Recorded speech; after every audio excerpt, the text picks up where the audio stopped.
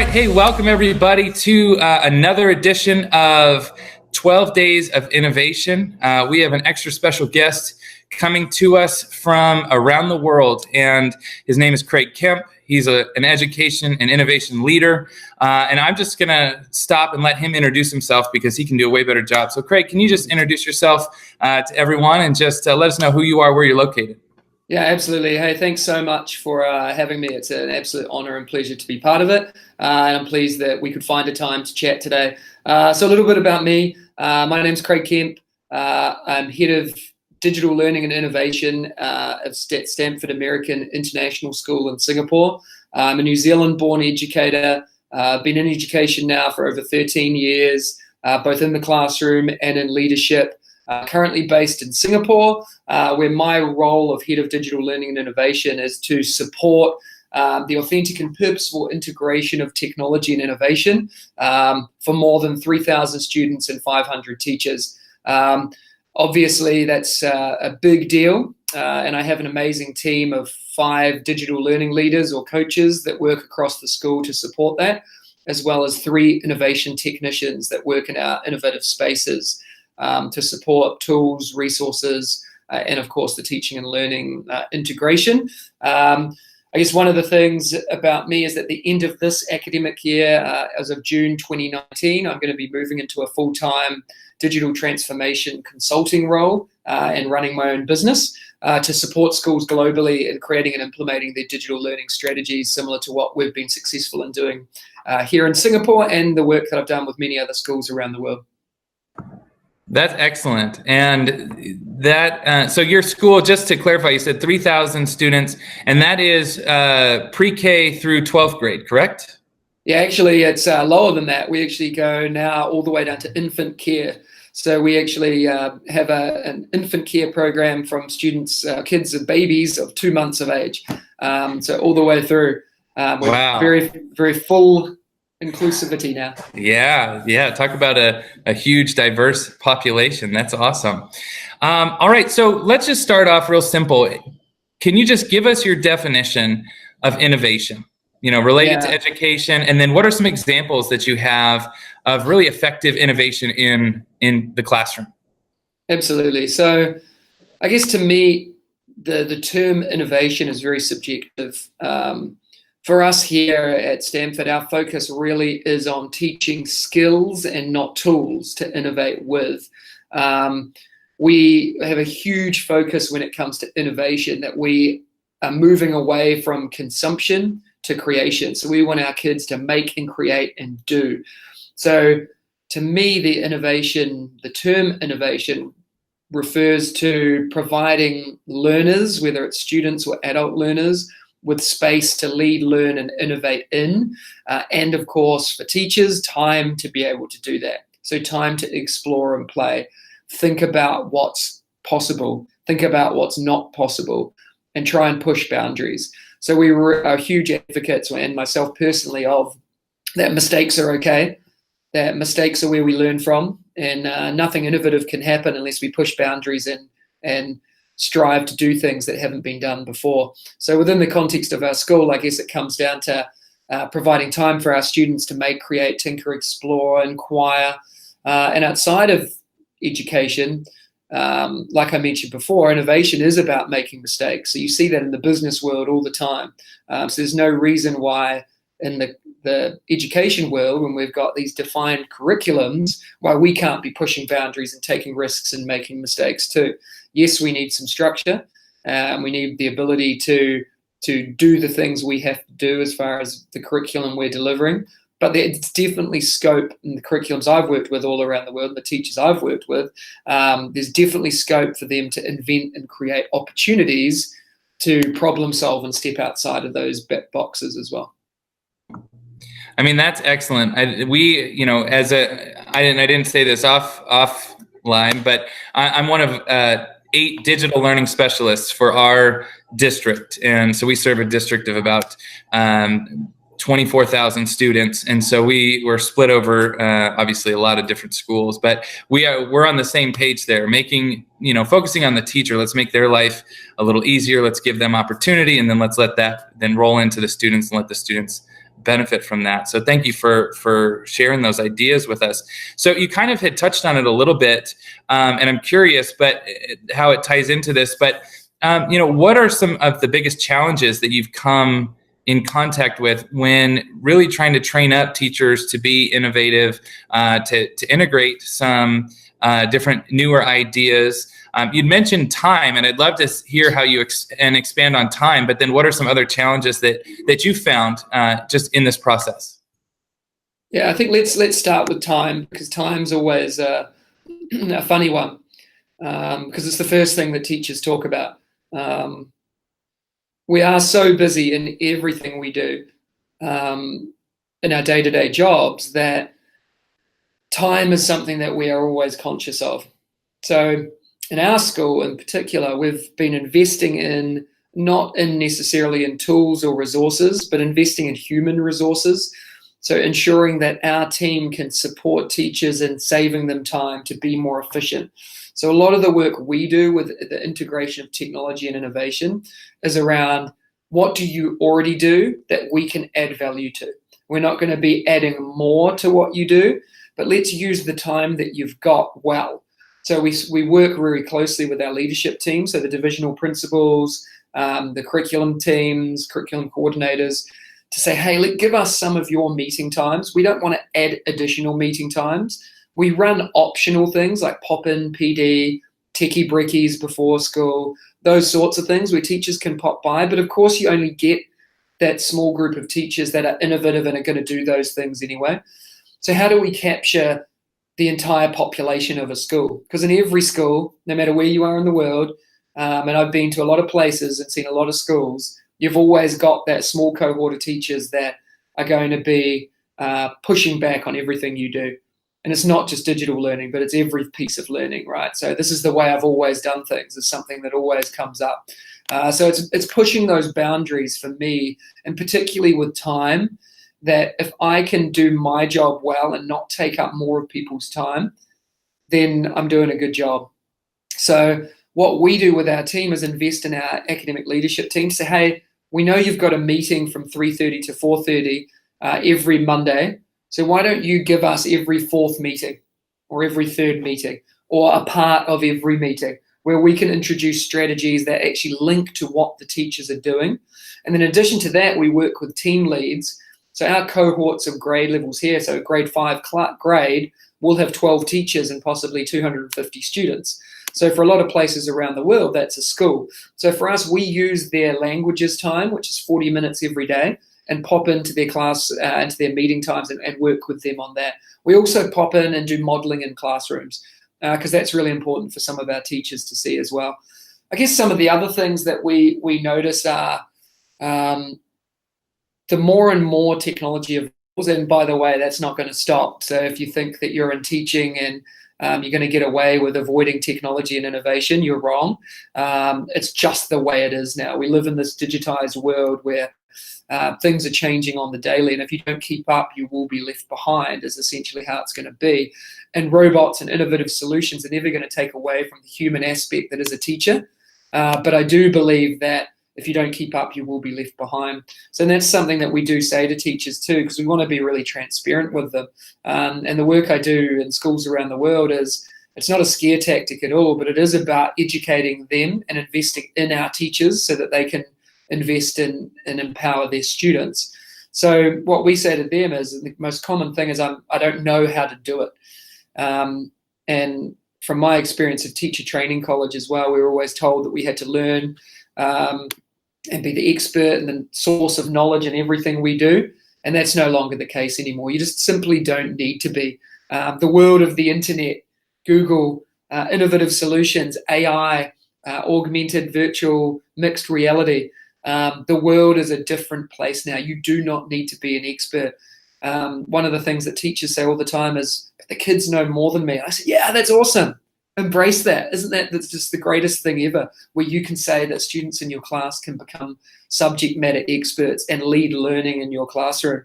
So I'm a huge advocate for student voice and empowering kids to lead and learn, not just within the classroom, but within the school and the community as well. So I think those sorts of situations always come up. Yeah.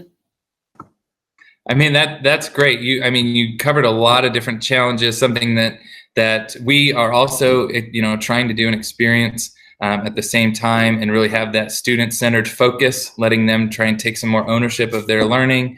Excellent examples on that. So, as you're talking through this, you mentioned, the people, that small cohort of teachers, when you go into schools that maybe have pushback, and it's not just on one thing that might be technology, but it just might be everything, right? So what is your response to, or what do you say to a school leader who has that type of attitude? How do you approach a leader in that sense and try and meet with them kind of on the same level, and encourage them to see the advantages of innovation and what could happen in their school?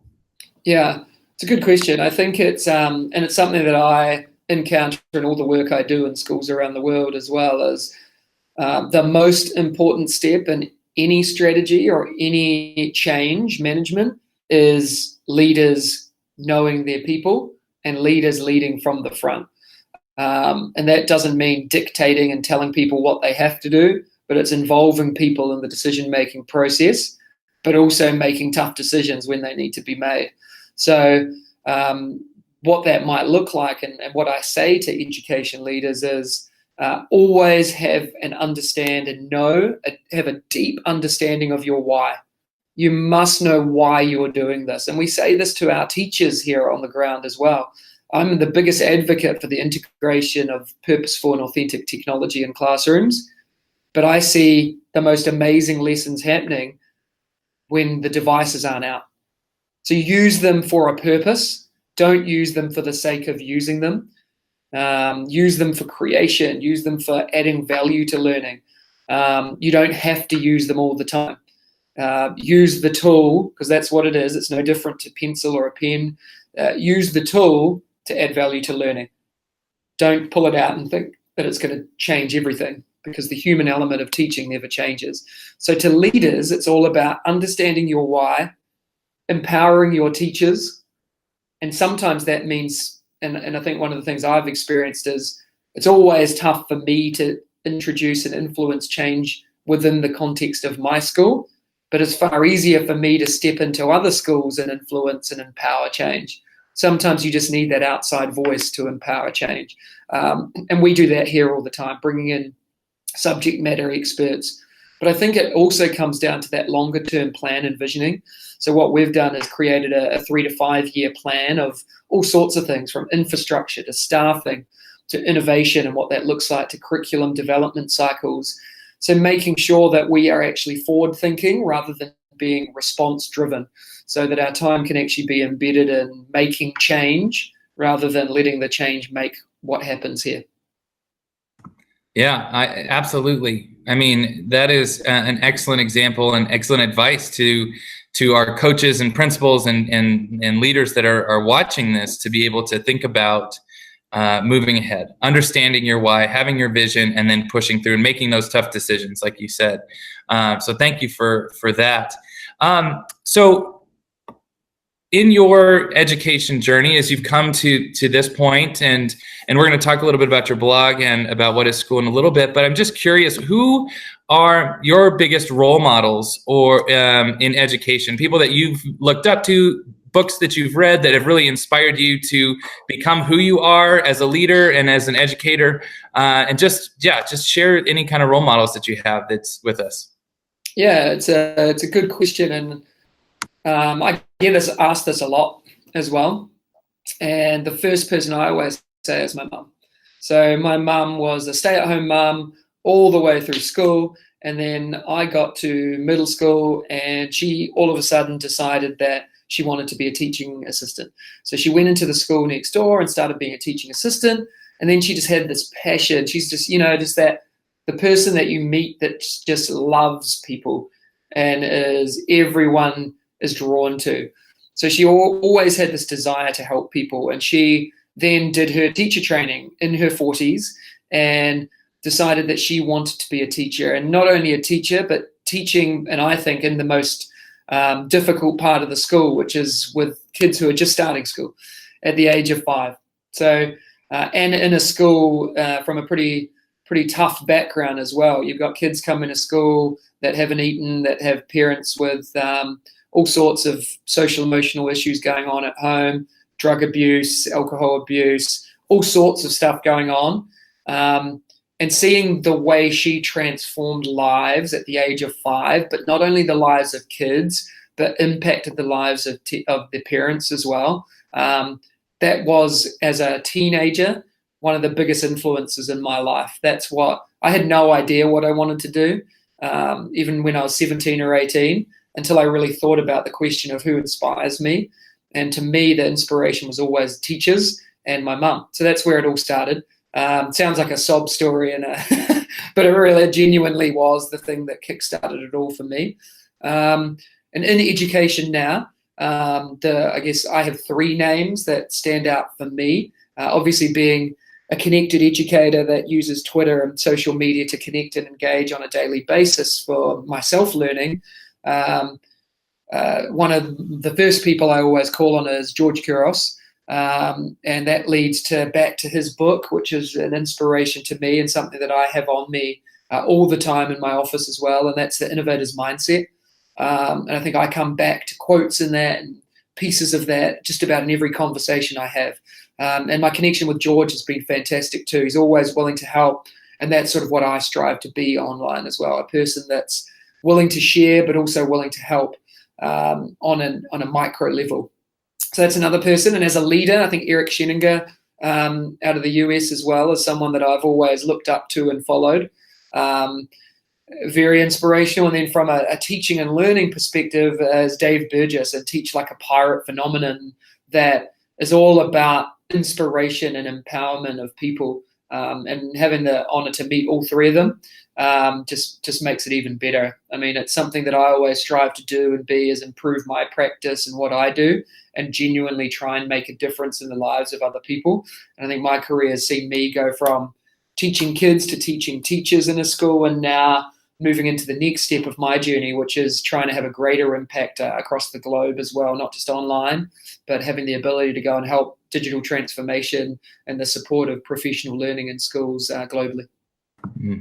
Yeah, those are some, great names. Obviously, your mother being your primary influence is ideal. What an example she was to you, but then George Couros and Eric Sheninger and Dave Burgess, all big ones that a lot of us know, and we had Matt Miller on a previous video be a part of the 12 Days of Innovation.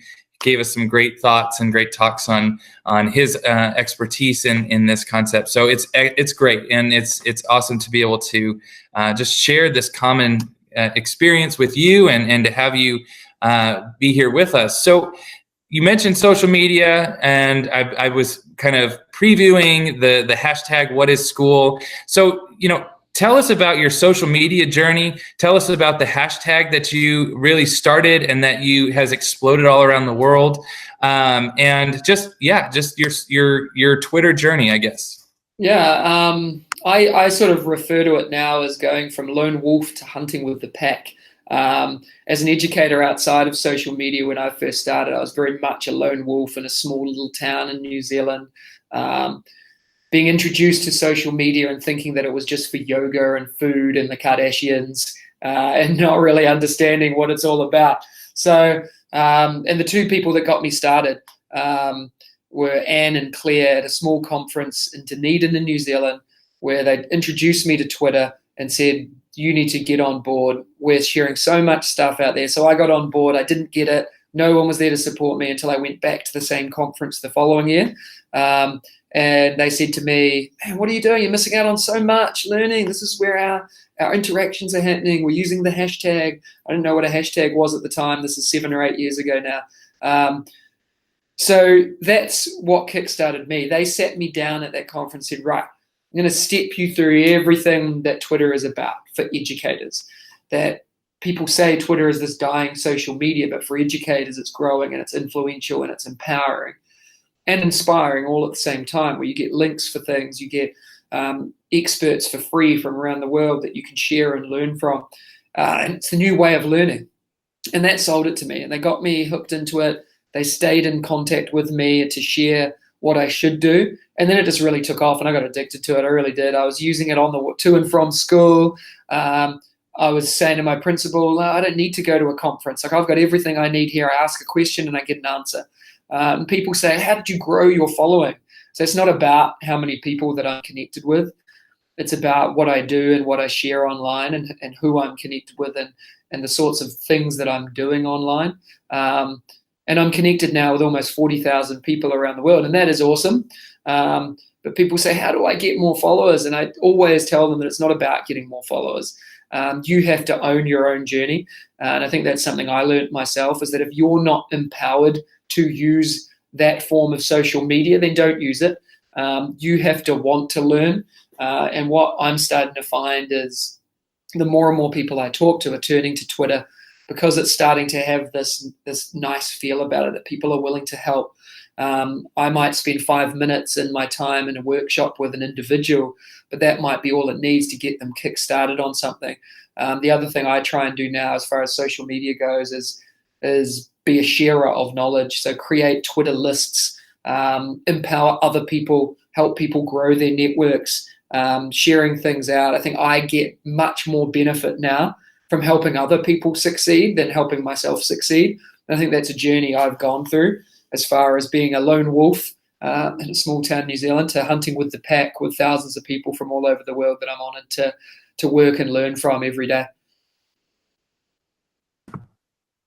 I mean, excellent. We all start somewhere, right? And so then what was the inspiration behind the hashtag What is School?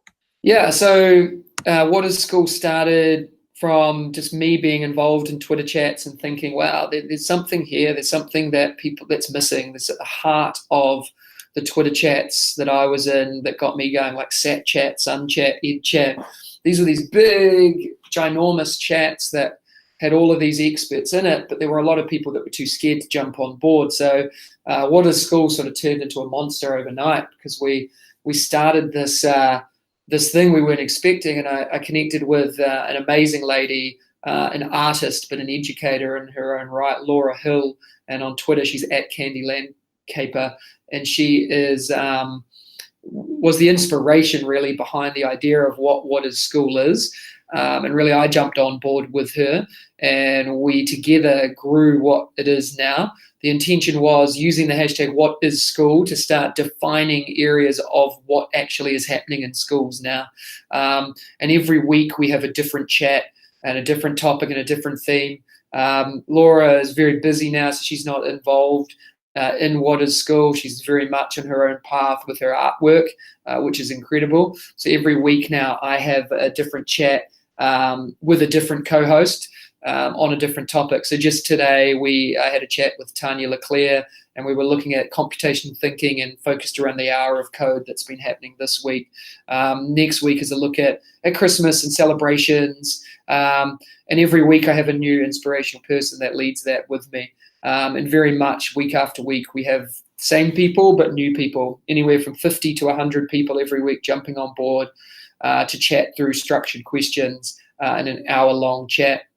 Right now it's 6 p.m. Eastern time every Thursday evening, which is for Asia and Singapore is 7 a.m. Friday mornings. It really has become a professional learning network of its own. And it's not at all driven by me or by Laura. It really is based on the people that jump into the chat and share their ideas and their learning. And then at the end of the chat, it's archived. So if people want to go back and can't make it, they can see all the links, all the resources through Participate, and they get to see all of that as well. Awesome. Yeah, that's going to be one. I hope that a lot of our viewers will go and jump on and check out and join in on your chats and be able to connect with you and all the others that are frequent users of the hashtag What is School. So beyond that, you had mentioned, you're moving into this next level of your career, of your passion. And so I want to open it up for you. Share about what's your plan for next as you're moving on.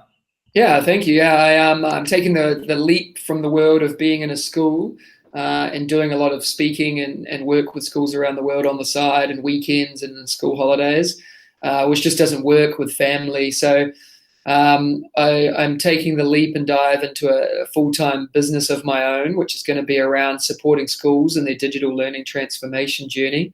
So speaking, consulting, really helping schools at whatever level they're at. And that's globally. We're going to remain in Singapore, so based very centrally around the world, and supporting schools from the lowest level of having no devices and no idea of what technology can do to empower them, which I have a lot of experience in that change cycle and supporting schools through that. And it's not a quick fix either. It's a long-term solution with those things. It's not a one and done. Like, we can't change things overnight, but we can empower people to make the change within organizations. So that's very much around the work I do, but also throughout, all the way up to schools like this that are doing amazing things, but maybe haven't not understanding the pedagogy behind that as well. So working from beginning level to advanced level and everything in between, to support teachers in their journey and empowering the kids in their school to authentically and purposefully use technology in their classrooms. So that's the journey I'm going out on, and that's from the middle of June 2019. So I'm already taking bookings, which is really exciting. I'm going to be in Australia in July and August. I got 2 weeks there that I'm taking bookings on right now and almost fully booked out, which is exciting. I've got some events in Europe, so Spain, the UK, potentially Latin America, in September and October, and then throughout Asia. And I'm hoping to add the US, Canada, North America area to that as well, as things happen. So thank you for the opportunity to shout it out. And if people are interested in anything, I'm always happy to talk and help. And of course, that goes without saying. People can reach out to me. And so, I mean, that's excellent. I'm excited for you and for your ability to really go around the world and just invest in education. And I love that you're not focusing on one type of school or one level of school, maybe similar to where you're at now in Singapore, but you're saying all levels, it doesn't matter. We're going to go in and we're going to help you grow. And that's an awesome mission, an awesome why that you have. That I just wish you the best of luck on that. Thanks. So if people want to get in contact with you, what's the best way for them to reach out to you? Yeah, the best way is to reach out on my blog, so mrkempnz.com, through the What is School hashtag, through my Twitter handle at mrkempnz. If you type Mr. Kemp NZ into your social media, you'll find it. I use Facebook, Mr. Kemp NZ education blogs, LinkedIn, Craig Kemp Singapore. Reach out to me. Twitter is always the best form for me. You'll find me there. And of course, you can go through my blog. My email is craig@mrkempnz.com. Always happy to field questions and genuinely help people in whatever that trying to do. Well, Craig, thank you so much for taking the time. It's, as we're recording this, it's Friday morning for you in Singapore. It's Thursday night for me in Texas, which I love. I love that you're in a new day and we're finishing out the day. And that's exciting to have this experience, to bring the international perspective into the 12 days of innovation. I appreciate your mission. I appreciate your vision and where you're headed. And man, best of luck to you as you finish out this school year strong and then move on to new endeavors. Thank you so much. I really appreciate it. Yeah, please stay in touch. And thank you for inviting me on. It's been an absolute pleasure.